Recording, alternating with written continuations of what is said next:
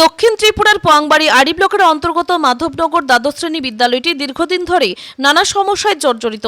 অভিযোগ, বিদ্যালয়টি যেন কার্যত অভিভাবকহীন অবস্থায় পড়ে রয়েছে। বিদ্যালয় চত্বর দীর্ঘদিন ধরে অপরিষ্কার ও অযত্নে পড়ে থাকায় ক্ষোভ প্রকাশ করেছেন অভিভাবক ও ছাত্রছাত্রীরা। সীমানা প্রাচীর না থাকায় বহিরাগতদের অবাধ যাতায়াত চলছে। স্থানীয় কিছু অসাধু ব্যক্তি বিদ্যালয়ের শ্রেণীকক্ষের ভেতরে গরু ও ছাগল বেঁধে রাখছেন বলেও অভিযোগ করেছে। শুধু তাই নয়, বিদ্যালয়ের শৌচাগারগুলিও অত্যন্ত নোংরা অবস্থায় থাকায় সেগুলি ব্যবহার করা প্রায় অসম্ভব হয়ে পড়েছে।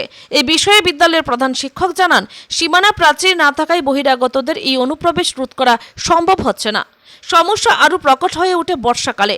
সামান্য বৃষ্টিতেই শ্রেণীকক্ষের ভেতরে জল ঢুকে পড়ে, যার ফলে পাঠদান ব্যাহত হয় এবং চরম ভোগান্তিতে পড়তে হয় পড়ুয়াদের। এছাড়াও বিদ্যালয়ের পানীয় জলের ট্যাঙ্ক দীর্ঘদিন পরিষ্কার না হওয়ায় দূষিত জলই ব্যবহার করতে বাধ্য হচ্ছেন ছাত্রছাত্রীরা। অভিযোগ, একই জল মিড ডে মিল রান্নার কাজেও ব্যবহার করা হচ্ছে। এমনকি প্রধান শিক্ষকের কক্ষের দরজাও ভাঙা অবস্থায় পড়ে রয়েছে, যা বিদ্যালয়ের নিরাপত্তা ব্যবস্থা নিয়েও প্রশ্ন তুলছে। একটি সরকারি বিদ্যালয়ের এমন বেহাল চিত্র নিয়ে উদ্বেগ প্রকাশ করেছেন অভিভাবক ও স্থানীয় বাসিন্দারা। তাদের দাবি, ছাত্রছাত্রীদের স্বাস্থ্য, নিরাপত্তা ও শিক্ষার স্বার্থে শিক্ষা দপ্তর এবং প্রশাসনের দ্রুত বিদ্যালয়টি সংস্কার ও প্রয়োজনীয় পরিকাঠামো উন্নয়নের উদ্যোগ গ্রহণ করুক। Bureau report, Tripura news Bangla. সমস্যা কি স্যার? সমস্যা হলো আমার স্কুলে মূলত বর্ষা হইলে জল ঢোকে।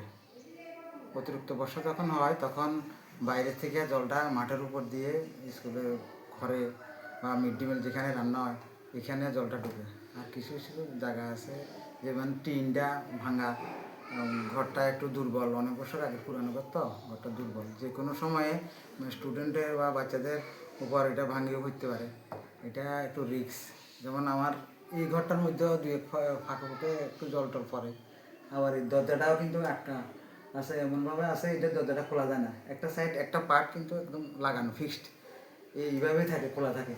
শুধু একটা পার্ট লাগানো যায়। যদি ঠিকভাবে সুন্দরভাবে যদি এটা করা যায় তাহলে আমি বাচ্চাটির সঠিকভাবে শিক্ষাটা দেওয়া যায়। বাচ্চাটা বর্ষাকালে আমরা বলতে পারি না, অনেক সময় জল বৃষ্টি, অতিরিক্ত বৃষ্টি অসুবিধা, হ্যাঁ, ক্লাসের মধ্যেই জল ঢুকে, তখন আমাদের কষ্ট হয় আর কি। এটা আমার সরকারের কাছে আবেদন, যাতে আমার স্কুলটা একটু সুন্দরভাবে করা হয়, এলে বাচ্চারাও সঠিকভাবে লেখাপড়া করতে পারবো বা অসুবিধা নাহলে অনেক অসুবিধার সম্মুখীন হতে হবে, যেহেতু এখানে কচিকাচা বাচ্চারা আসে। এটাই আমার আবেদন সরকারের কাছে। এই স্কুলটার নাম কি? স্কুলটার নাম মাধবনগর দ্বাদশ শ্রেণী প্রাথমিক বিভাগ। আর আপনার নাম? আমার নাম মৃদুল কান্তি হালদার, আমি প্রাইমারি HM হিসাবে আছি। কি সমস্যা? আমরা সমস্যা, বৃষ্টি হলে আমরা ক্লাসে জল ঢুকে অসুবিধা, আর কে জানি কোনো ইলেকট্রিকের ব্যবস্থা নাই, আর কে জানি টয়লেটও বাইরে মানুষের টয়লেট করে যাবে, আর ক্লাসে বাইরে মানুষের টয়লেট নোংরা করে রাখে, তোমরা অসুবিধা হয়। হ্যাঁ, আর কে জানি 3-4 এক লগে বললে ক্লাসে হইলে অন্য ক্লাস হইতে পারে না, আর বইতে কষ্ট। 3-4 এক ক্লাসে কষ্ট বইতে, আর এমনি অসুবিধা হয় কারণে।